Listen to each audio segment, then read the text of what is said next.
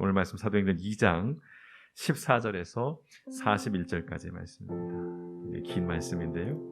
한 절씩 한 절씩. 이때 아니면 성경을 이렇게 읽을 기회가 많지는 않으시겠다는 생각으로 전체 본문을 다 읽어 올리겠습니다.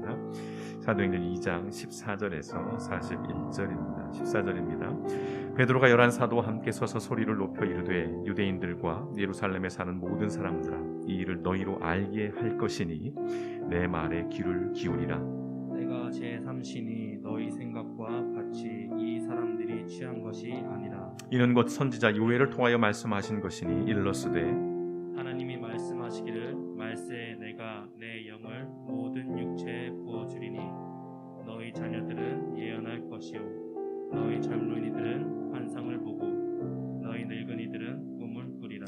그때에 내가 내 영을 내 남종과 여종들에게 부어주리니 그들이 예언할 것이요 또 내가 위로 하늘에서는 기사를 아래로 땅에서는 징조를 베풀리니 곧 피와 불과 연기로다. 주의 크고 영원한 날이 이르기 전에 해가 변하여 어두워지고 달이 변하여 피가 되리라. 누구든지 주의 이름을 부르는 자는 구원을 받으리라 하였느니라. 이스라엘 사람들아 이 말을 들으라. 너희도 아는 바와 같이 하나님께서 나사렛 예수로 큰 권능과 기사와 표적을 너희 가운데서 베푸사 너희 앞에서 그를 증언하셨느니라. 그가 하나님께서 정하신 뜻과 미리 아신 대로 내준 바 되었거늘 너희가 법 없는 자들의 손을 빌려 못 박아 죽였으나 하나님께서 그를 사망의 고통에서 풀어 살리셨으니 이는 그가 사망에 매어 있을 수 없었음이라.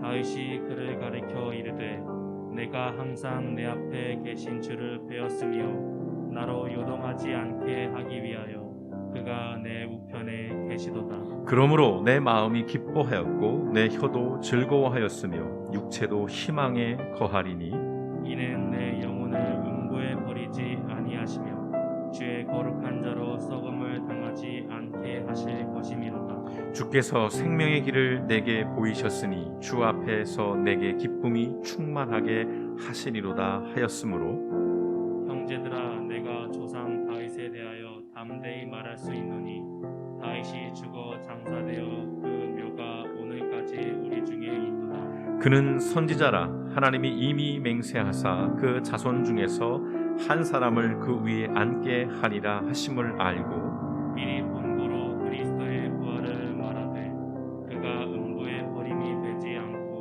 그의 육신이 썩음을 당하지 아니하시리라 하더니 이 예수를 하나님이 살리신지라 우리가 다 이 일의 증인이로다. 하나님이 오른손으로 예수를 높이심에 그가 약속하신 성령을 아버지께 받아서 너희가 보고 듣는 이것을 부어주셨느니라. 다윗은 하늘에 올라가지 못하였으나 친히 말하여 이르되 주께서 내 주에게 말씀하시기를 내가 내 원수로 내 발등상이 되게 하기까지 너는 내 우편에 앉아 있으라 하셨도다 하였으니 그런즉 이스라엘 온 집은 확실히 알지니 너희가 십자가에 못 박은 이 예수를 하나님이 주와 그리스도가 되게 하셨느니라 하니라. 그들이 이 말을 듣고 마음에 찔려 베드로와 다른 사도들에게 물어 이르되 형제들아 우리가 어찌할꼬 하거늘 베드로가 이르되 너희가 회개하여 각각 예수 그리스도의 이름으로 침례를 받고 죄 사함을 받으라. 그리하면 성령의 선물을 받으리니 이 약속은 너희와 너희 자녀와 모든 먼데 사람 곧 주 우리 하나님이 얼마든지 부르시는 자들에게 하신 것이라 하고 또 여러 말로 확증하며 권하여 이르되 너희가 이 패역한 세대에서 구원을 받으라 하니 그 말을 받은 사람들은 침례를 받음에 이날에 신도의 수가 3,000이나 더하더라. 아멘. 좋으신 아버지 하나님, 코로나19로 인해서 여러 가지 낯선 상황들을 우리가 보게 됩니다. 그럼에도 불구하고 우리의 마음의 중심, 우리의 생각은 하나님을 향하게 하시고 여전히 변치 않으시는 그 하나님의 만져주심과 인도하심이 오늘 우리의 예배 가운데 충만히 임하기를 구하오니 오셔서 우리 한 영혼 한 영혼을 붙드시고 세우시고 아버지 하나님이여 삶의 힘과 능력을 덧입혀 주시옵소서. 오늘 또 예배합니다. 말씀 앞에 섭니다. 주여 주신 말씀을 통해서 우리의 삶을 진지하게 돌아보며 성찰하며 삶의 현장에서 조금씩 그 말씀의 능력을 맛보아 알 수 있는 우리 모든 성도님들의 삶이 될 수 있도록 이 시간 함께하여 주시옵소서. 또한 귀한 예물을 구별하여 올려드립니다. 드려진 예물마다 하나님께서 살피시고 쓰임이 합당케 하시며 놀라운 생명의 역사로 인도해 주시고 어렵고 힘든 시절 물질로 시험에 들지 아니하고 또 고통을 당하지 아니할 수 있도록 하나님 기억하시고 삶의 자리를 형통케 하시고 길들을 열어주시기를 원하오니 아버지 하나님 모든 길벗교회에 속한 성도 한 영혼 한 영혼 한 가정 한 가정이 물질 가운데 승리하며 나아갈 수 있도록 우리 하나님께서 베푸시고 또한 부어 주시옵소서. 모든 말씀 우리를 원하신 예수님의 이름으로 감사하며 기도드렸습니다. 아멘. 예, 좀 어색함이 있습니다. 계속해서 현장 예배를 아직도 못 드리고 있는 교회들도 꽤 많은 것 같습니다. 그리고 상황이 조금 나빠지면서 다시 영상 예배로 되돌리는 그런 교회들도 있는 것 같은데요. 참 쉽지 않은 상황들입니다. 우리나라는 그나마 통제가 되고 있는 상황이라고 함에도 불구하고 이런 상황인데요. 어쨌든 더 조심하고 또 주의해야 할 것 같습니다. 점점 이제 날씨가 더워지면서 여러 고민들이 있는 것은 현실인데요. 자, 코로나19 이후로 저만 그런지는 모르겠습니다만 시간이나 어떤 계절에 대한 감각들이 좀 무뎌지는 것 같습니다. 여러분은 어떠신지요? 너무 진부한, 너무 뻔한 표현이지만 벌써 6월입니다. 겨울이 시작됐지요. 기억나시는지요? 중국에서 지난해 12월, 그리고 1월쯤 우한에서 바이러스가 생겼다더라. 그런가 보다. 그러고 있는데 2월 말쯤 해서 이제 우리나라에도 확진자가 나왔고 그때만 해도 그냥 그런가 보다. 독감 정도 그렇게 생각을 했었는데 상황들이 걷잡없이 흘러가면서 이제 봄을 지나서 여름에 이르고 있습니다. 시간은 또 계절은 바이러스와 상관없이 흘러갑니다. 우리가 인지하든 인지하지 못하든 여러분 우리가 정신을 바짝 차리지 않으면 2020년 올 한 해가 그냥 순식간에 지나가 버릴 것 같습니다. 벌써 6월이니까요. 올해를 잃어버린 느낌도 좀 드는데요. 그래서 이런 질문을 좀 드립니다. 지난 한 주간 여러분 말씀을 기억하시면서 성령님의 임재를 여러분 얼마나 인식하고 느끼며 사셨는지요. 여러분의 일상에서요. 적어도 월요일에서부터 토요일까지라고 좀 규정을 해볼까요? 더러 자주 드리는 말씀입니다만 저는 목사입니다. 근데 목사라고 해서 이 은혜라는 것이 무한정 지속되지 않는다는 것입니다. 차에 비유하면 한번 기름을 넣으면 그걸로 그 차가 폐차할 때까지 계속해서 그 기름을 쓸 수 있으면 얼마나 좋겠어요. 근데 수시로 기름을 넣어줘야 하는 것처럼 아무리 목사라고 해도 저 또한 소위 은혜라는 것이 무한정 지속되지는 않습니다. 매일의 삶에서 하나님을 인식하고 또 예수님의 그 가르침들을 기억하지 않으면 언제라도요. 목사인 저도 불신자와 별반 다를 것 없이 살아갑니다. 그게 현실이지요. 그래서 참 신앙생활이라는 것이 어렵습니다. 그냥 한 번 받은 은혜, 한 번 받은 어떤 깨달음, 이런 충만함으로 적어도 그것이 좀 몇 년씩 좀 유효기간이 가면 좋겠는데, 그 건전지가 빨리 전원이 소모되듯이 우리의 신앙이라는 것이 그래서 참 어렵습니다.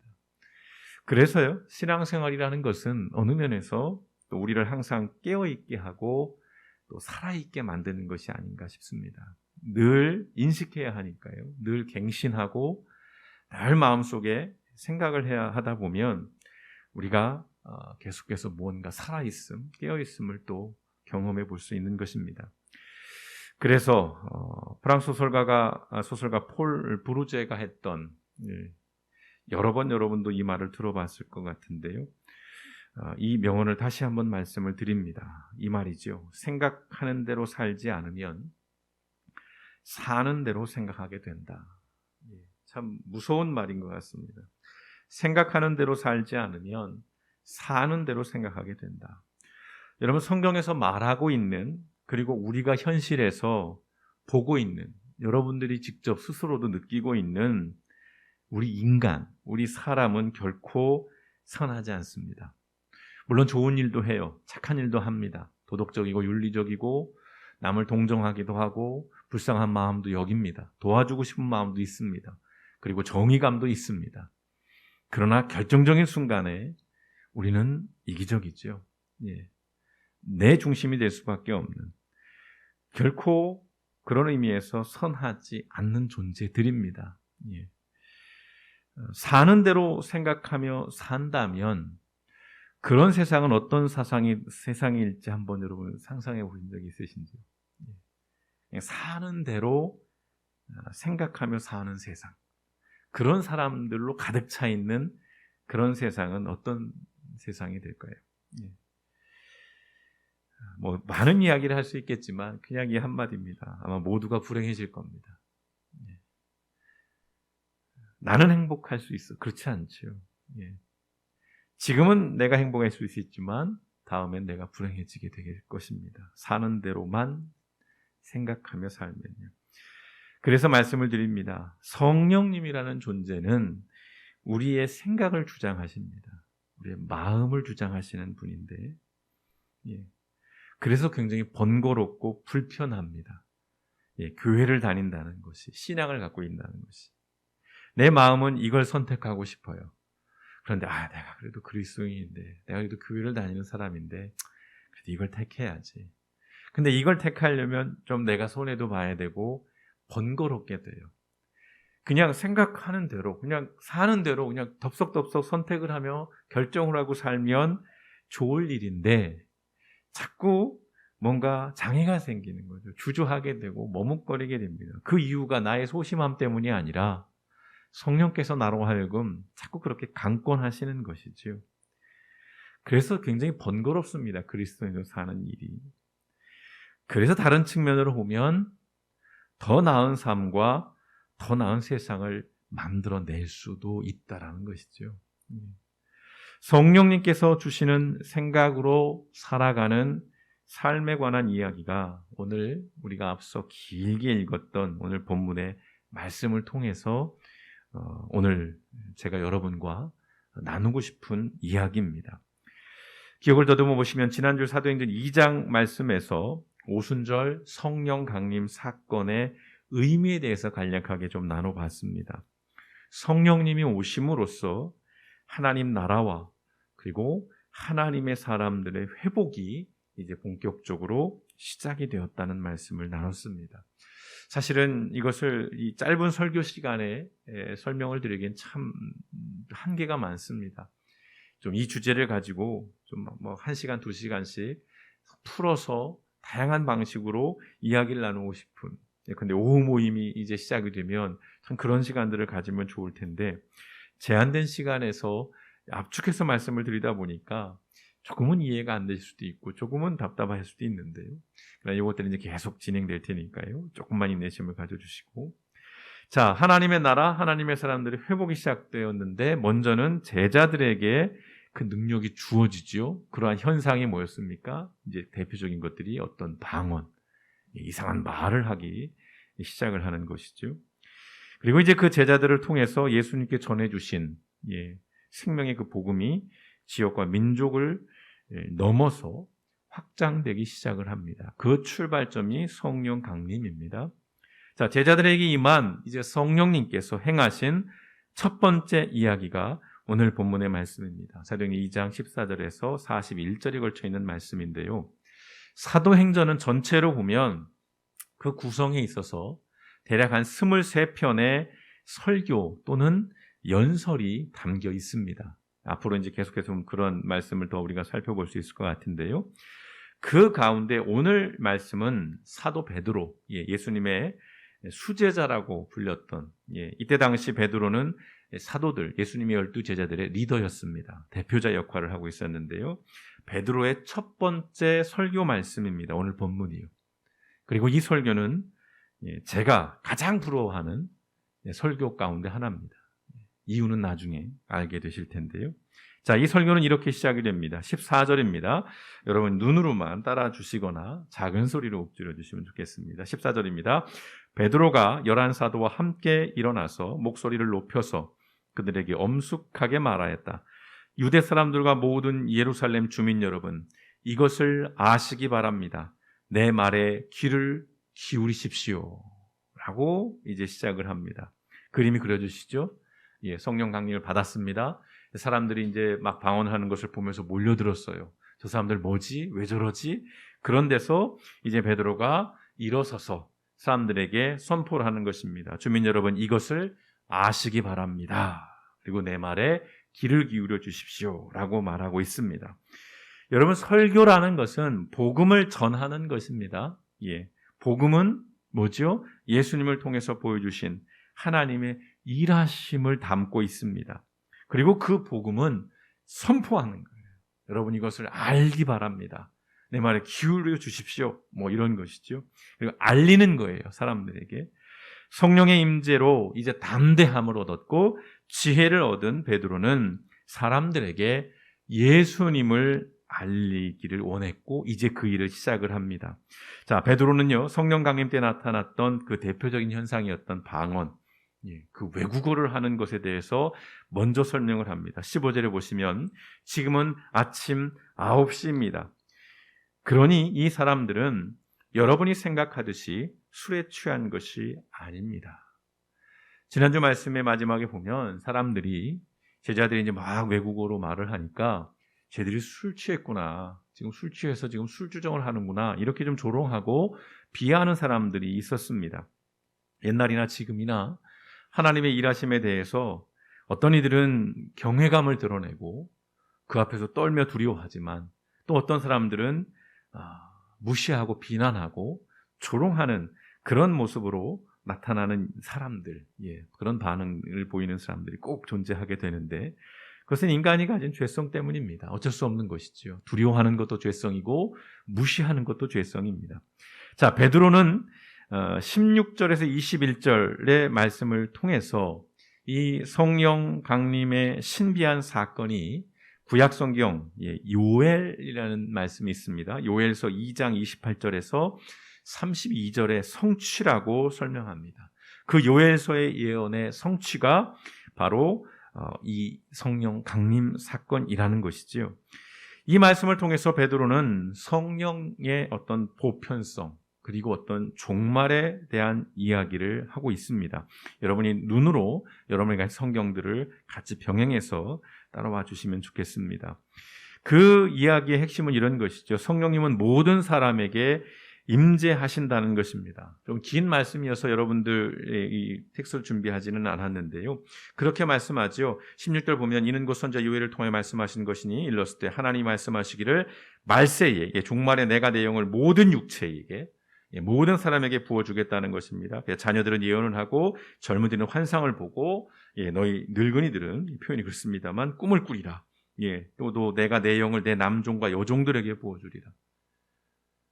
성별 상관없이 남녀노소 다 상관없이 지역 인종 상관없이 모든 사람들에게 성령이 부어진다는 것입니다. 그때 120명이 모였던 그 위에 성령이 임했던 것처럼 그렇게 차별이 없이 성령님께서 임재하신다는 것입니다. 그리고 성령님께서 오심으로써 소위 말하는 종말의 그 날은 더욱더 분명해지고 명료해졌다는 것입니다. 우리가 성경에서 주의 날이라고 표현하는 것이 있습니다. 다시 말해서 예수님께서 재림하시는 날, 그 날은 종말이라고 표현을 하는데 그 종말의 날까지 구원의 복음은 계속 선포되고 전파될 것입니다. 이제 그 이야기를 진행하고 있는 겁니다. 그런 의미에서 지금 우리 시대는 예수님의 초림과 그리고 예수님의 재림 사이에 걸쳐 있는 이른바 성령의 시대라고 하는 시대를 살아가고 있습니다. 오늘 이 베드로가 구약 성경 요해서를 인용한 그 베드로의 핵심은 마지막 구절에 있습니다. 21절입니다. 21절 한번 작게 따라가 보실까요? 누구든지 주의 이름을 부르는 자는 구원을 받으리라. 아멘. 예. 저는 사도 바울도 나중에 이제 저 말씀을 인용합니다. 누구든지, 모든 사람을 의미하는 겁니다. 주의 이름을 부르는 자는 구원을 받으리라. 이 말씀은 말 그대로입니다. 예수 믿는 모든 사람은 구원받을 수 있다라는 그런 말씀과 함께 또 다른 의미에서 모든 구원받은 사람은 증인이 되어야 한다라는 의미도 가지고 있는 말씀입니다. 아, 나 구원받는데 좋은데? 거기서 그치면 안 되고 구원받은 모든 사람은 증인, 누군가에게 또 이 복음을 알리고 전하고 선포하는 자가 되어야 한다는 그런 말씀입니다. 베드로 설교의 본문이라고 할 수 있는 22절에서 36절의 그 말씀은 이제 초대교회가 처음 생길 무렵에 선포한 복음의 내용입니다. 이걸 흔히 이제 캐리그마라고 표현을 합니다. 초대교회의 복음의 내용들. 요약하자면 이렇습니다. 긴 말씀인데, 자, 첫째는 구약은 예수님을 예언하는 말씀이라는 것을 담고 있습니다. 구약이 이미 끝난 말씀이 아니라 예수님의 예언을 담고 있는 말씀이라는 것이죠. 자, 베드로는 다윗의 시편 16편 8절에서 11절 그리고 110편 1절을 인용하면서 예수님께서 예언의 성취라고 선포를 합니다. 우리가 읽진 않았지만 23절과 36절에 나오는 말씀은 구약의 다윗의 시편을 인용한 말씀이거든요. 예수님은 구약과 신약을 연결하는 고리입니다. 예. 그런 의미에서 단순히 고리 역할이 아니라 사실은 주인공이시죠. 예. 둘째, 예수님은 죽으시고 부활하심으로 하나님이 존귀하게 하신 주와 그리스도시다라는 것을 선포하고 있는 것입니다. 주와 그리스도. 굉장히 중요한 단어입니다. 주님이라는 것은 하나님이라는 뜻입니다. 예수님은 곧 하나님이라는 고백이고 그리스도는 메시아, 구원자라는 의미를 갖고 있습니다. 그래서 우리가 항상 어떻게 고백을 한다고요? 구원에 있어서 예수님을 나의 주와 그리스도, 구원자로 고백하는 것, 그걸 믿는 것, 그런 자에게는 구원을 주신다라고 하는 말씀이 바로 성경의 중요한 구원의 핵심 교리 가운데 하나입니다. 셋째로는요, 하나님이 성령을 보내주셔서 이제 우리에게 능력을 부어주신다는 겁니다. 구원받은 우리에게 성령이 오셔서 그 성령이 주시는 능력과 힘으로 우리가 신앙생활을 할 수 있고 복음도 전할 수 있고 여러 가지 그리스도인의 삶을 살아갈 수 있다는 얘기입니다.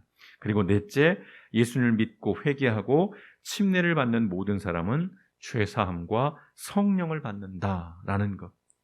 이것이 초대교회가 선포했던 캐리그마, 복음의 아주 핵심적인 내용들입니다. 여기에 물론 세세하게 몇 가지가 더 들어가서 한 6가지 정도로 나누기도 하는데요. 자, 베드로는 이 본론의 결론으로서 이렇게 말씀을 하십니다. 36절 한번 같이 보실까요? 그러므로 이스라엘 온 집안은 확실히 알아두십시오. 하나님께서는 여러분이 십자가에 못 박은 이 예수를 주님과 그리스도가 되게 하셨습니다. 베드로 설교의 핵심 가운데 하나입니다. 여러분이 십자가에 못 박은 유대인들이죠. 그 지금 앞에 서 있는 이 예수는 주님과 그리스도라는 거예요. 하나님이 그렇게 세우셨다라는 것입니다. 유대인들이 십자가에 내어준 예수님께서 사실은 구원자였다. 당신들이 기다리던 메시아였다라는 것을 선포하고 있는 것입니다. 여러분이 그 입장으로 한번 그 자리에 한번 가서 이 말씀을 들어보십시오. 여러분이 유대인이라는 생각을 가지고요. 이 베드로의 이 선포는 당시 유대인들에게는 굉장히 충격적인 내용인 겁니다. 자기들이 환호했었어요. 그러다가 실망했죠. 그리고 십자가에 못 박으라고 내어줬습니다. 돌을 던지고 침을 뱉었습니다. 저주를 했고 조롱을 했습니다. 그리고 십자가에 죽게 만들었죠. 그러했던 예수님이 알고 보니 하나님께서 보내주신 그들이 그토록 고대하던 또 구약에서 예언하고 있던 그 메시아였다라는 것을 베드로가 지금 선포하고 있는 것이죠. 베드로의 이 설교를 들은 유대인들은 이렇게 반응합니다. 어쩌면 당연한 것이겠죠. 37절. 그들이 이 말을 듣고 마음에 찔려 베드로와 다른 사도들에게 물어 이르되 형제들아 우리가 어찌할꼬 하거늘. 베드로가 선포한 말씀에 이들이 생각으로 반응을 한 겁니다. 그들이 고민을 해본 것이에요. 그것들을 계속 묵상을 하면서 반응을 하고 있는 겁니다. 이 질문을 받은 베드로는 즉시 대답합니다. 38절입니다. 명료해요. 베드로가 대답하였다. 회개하십시오. 그리고 여러분 각 사람은 예수 그리스도의 이름으로 침례를 받고 죄 용서를 받으십시오. 그리하면 성령을 선물로 받을 것입니다. 여기에는 두 가지 명령과 두 가지 약속이 있습니다. 자, 복음을 들은 사람은 회개하고 침례를 받는 겁니다. 회개한다는 것은 내가 누구를 욕했어요, 누구 때렸어요, 내가 물건 훔쳤어요. 단순히 이런 의미가 아니죠. 유턴입니다. 삶의 방식에서 돌이키는 거예요. 지금까지 살아왔던 삶에서 돌이키는 겁니다. 그리고 내가 그렇게 살겠다라고 하나님과 사람 앞에 드러내는 것, 고백하는 것, 커밍아웃하는 것이 바로 침례인 것이죠. 그러니까 반드시 복음을 듣는 사람들은 돌이키고 침례를 받는 것입니다. 두 가지 명령입니다. 이것이. 자, 개인적으로 공적으로 그리스도인이 되었음을 드러내야 한다는 것입니다. 그러면 죄를 용서받고 오순절에 임했던 그 동일한 성령님을 선물로 받게 된다는 것입니다. 이게 두 가지의 약속입니다. 그리고 이 약속은 구원의 약속인 겁니다. 자, 말이 복잡한 것 같지만 예수를 믿고 내 삶을 돌이키고 회개하는 것이죠. 그리고 침례를 받음으로써 내가 이제 그리스도인으로 살겠습니다라고 고백을 하는 사람들에게는 이미 그 속에 오셔서 죄의 용서를 받게 되고 성령께서 내주하심으로써 이제 그 성령의 인도하심을 받을 수 있다라는 것입니다. 베드로는 21절에서도 이와 같은 약속은 모든 사람들에게 유효한 약속이라고 거듭 강조합니다. 21절에 누구든지 주의 이름을 부르는 자는 구원을 받으리라는 말씀을 했죠. 39절에서도 그와 유사한 말씀을 합니다. 보십시오. 이 약속은 여러분과 여러분의 자녀와 또 멀리 떨어져 있는 모든 사람, 곧 우리 주 하나님께서 부르시는 모든 사람에게 주신 것입니다. 구원의 보편성을 이야기합니다. 베드로는 그들에게 구원을 받으라고 촉구합니다. 40절, 너희가 이 패역한 세대에서 구원을 받으라. 패역한 세대라는 것은 그들만 특별히 그 시대 1세기에 그 어떤 유대인들이 패역했다는 것이 아니죠. 모든 세상, 모든 인간은 다 패역한 세상이고 세대인 것이지요.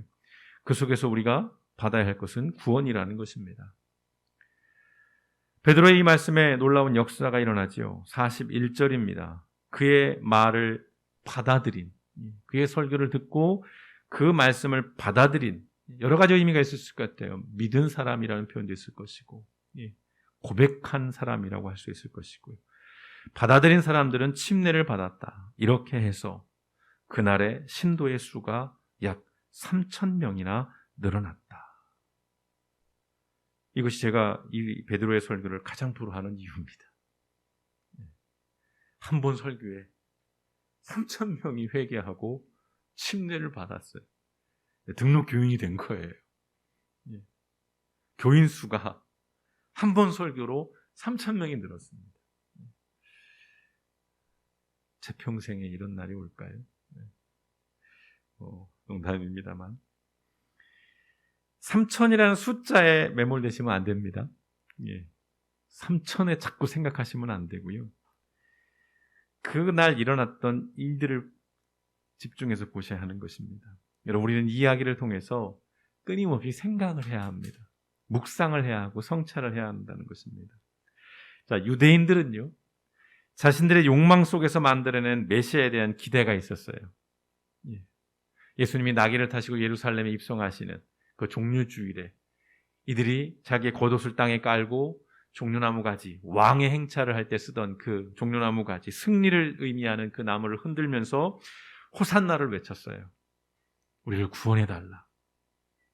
그때만 해도 유대인들은 예수님이 자기들의 메시아, 구원자라고 생각했어요. 다만 그 구원자 메시아의 내용이 다른 것이었죠. 그들이 가진 기대, 그들이 가진 욕망이 무너지자 그 일주일도 안 된 시간 속에서 그들은 돌변하죠. 예수님을 십자가에 내어줍니다. 버리게 되는 것이죠. 철저하게 자기중심적인 삶의 모습이에요. 내가 원하는 거, 내가 바라는 거, 내가 좋아하는 거, 내가 욕망하는 걸 안 들어주니까 넌 꺼져가 된 거예요. 너는 메시아가 아닌 게 된 겁니다. 내 기분을 맞춰줘야 되는데, 내 욕구를 채워줘야 되는데, 내 말을 들어줘야 되는데, 나를 편하게 해주고 나를 즐겁게 해줘야 되는데, 그렇게 안 해주니까 오히려 그것이 분노가 되고 악으로 나타나는 것입니다. 예컨대 그들은 사는 대로 생각을 한 것이죠. 그리고 그 생각 가운데 그들은 선택을 하며 살았습니다. 베드로는 그러한 그들에게 그들이 죽인 예수가 어떤 분인가를 선포한 것이죠. 전한 것입니다. 알린 것입니다. 그러자 그들은 예수님의 오심과 예수님의 죽으심과 부활을 진지하게 생각했습니다. 생각해 보십시오. 그들은 다 목격자들이었어요. 지금 우리는 이 문자로 된 것으로 전해받는 자들이지만 당시의 유대인들은 다 그 현장에 있던 사람들입니다. 100%는 아닐지라도 상당수가 그 종려주일에 예루살렘에 들어갈 때에 예수님께서 거기 환호했던 사람들일 것이고요. 체포되고 심판받는 모습도 지켜봤던 자들일 것이고 무엇보다 십자가에 못 박히는 예수님도 다 지켜봤던 사람들입니다. 그런 사람들에게 그 예수님이 왜 오셨고 그 죽으심의 의미는 뭐고 부활의 의미는 뭔지를 이렇게 이야기했을 때에 그들은 진지하게 그것들을 생각을 한 것이죠. 그때 성령께서 그들의 마음을 움직이십니다.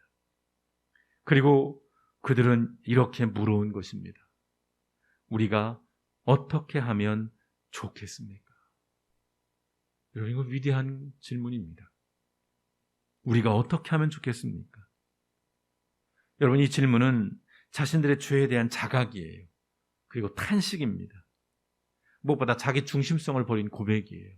그래서 뭐 어쩌라고, 이게 아니었다는 것이에요. 우리가 어떻게 하면 좋겠습니까? 죄책감으로 인한 거부나 부정이 아닙니다. 자기가 찔리니까 그걸 회피하고 외면하고 그게 아니라는 거예요. 인정과 수긍입니다. 그래, 내가 잘못했어. 우리가 잘못된 생각을 했구나. 변명이나 합리화가 아닌 거예요. 그래서 이미 죽었는데 어떻게 하라는 거야? 내가 어떻게 살려? 지나간 일인데 왜 자꾸 드러내? 이런 게 아니에요. 통렬한 성찰과 엎드림입니다. 우리가 어떻게 하면 좋겠습니까? 라고 하는 이 질문은요. 또한 거룩함 앞에서의 두려움이에요. 자신들이 죽인 그 예수가 어떤 분인가를 자각한 순간 그들은 두려움에 빠진 것입니다. 무서운 게 아니에요. 경외감인 것이죠. 또한 이 물음, 우리가 어떻게 하면 좋겠습니까? 라는 이 물음은 변화에 대한 목마름이고 구원에 대한 갈망이에요.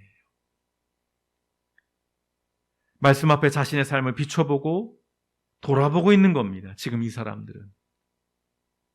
여러분, 그때 그들의 이 물음, 우리가 어떻게 하면 좋겠습니까? 라고 하는 이 물음은 지금 여기 우리의 질문이 되어야 할 줄 믿습니다. 하나님 앞에서 여러분 이런 질문을 하신 지가 언제였는지요?